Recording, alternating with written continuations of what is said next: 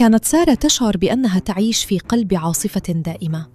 علاقاتها كانت مثل البيوت الرملية على شاطئ البحر، تبنيها بشغف وحب جارف، ثم يمحوها مد غضب مفاجئ لا تعرف مصدره.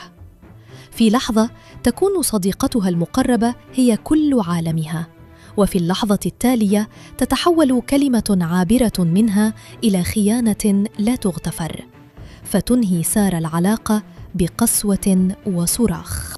وكما كانت تفعل مع صديقتها، كانت تكرر نفس النمط مع كل من حولها، أهلها ومعارفها وحتى خطيبها أحمد. كانت مشاعرها تشتعل فجأة بدون إنذار، وفي أحد الأيام صاحت في وجهه بقسوة دون سبب واضح، وكأن العاصفة بداخلها هي التي تتكلم لا هي.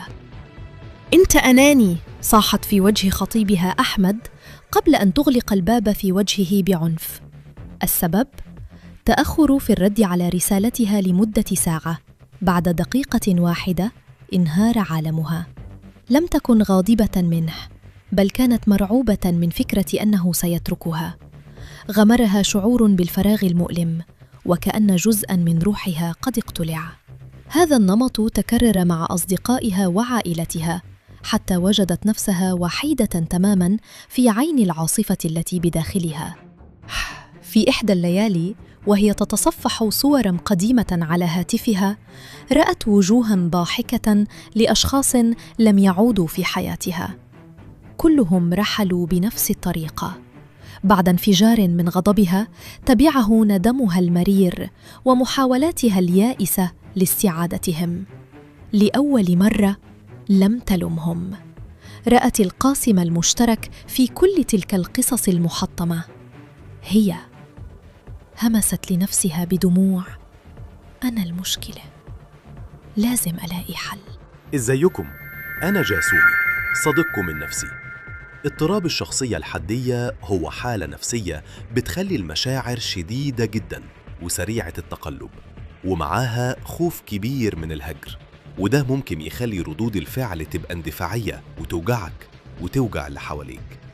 نصيحتي ليك، لما تحس إن مشاعرك انفجرت فجأة، ما تردش فوراً. خد نفس واستنى شوية. مش كل إحساس عاجل لازم يتنفذ. أنت تقدر تهدى قبل ما العاصفة تقودك. قادها بحثها المحموم إلى عيادة الدكتور حكيم، طبيب نفسي هادئ الملامح. نظر إليها بعينين تحملان فهماً لا حكماً. استمع إليها وهي تفرغ سنوات من الألم والفوضى. بهدوء شرح لها حالتها. ما تشعرين به له اسم يا سارة، إنه اضطراب الشخصية الحدية. مشاعرك حقيقية وقوية جداً، وهذا يجعلك تخافين بشدة من الهجر، فتتصرفين باندفاع لحماية نفسك، لكنك للأسف تؤذين نفسك ومن حولك. لأول مرة شعرت سارة بأنها مفهومة.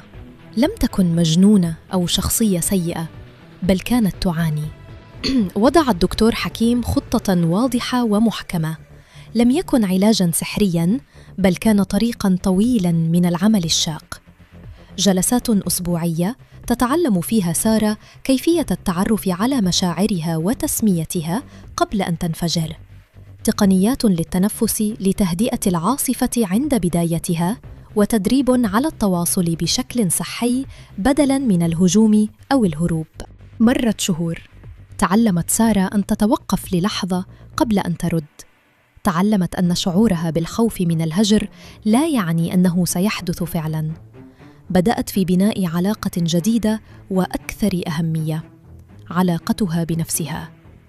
أصبحت تستمتع بوقتها وحيدة دون أن تشعر بالخواء. ذات يوم اتصلت بها صديقة لتعتذر عن عدم تمكنها من الحضور لموعد بينهما. في الماضي كان هذا الموقف ليشعل حرباً، لكن سارة أخذت نفساً عميقاً وشعرت بخيبة أمل طفيفة، لكنها قالت بهدوء: ولا يهمك، نتقابل في وقت آخر. بعد أن أغلقت الهاتف ابتسمت. لم تكن عاصفة، بل كانت نسمة هادئة. الطريق للتعافي كان لا يزال طويلاً، لكنها أخيراً كانت هي من تقود السفينة وليس العاصفة.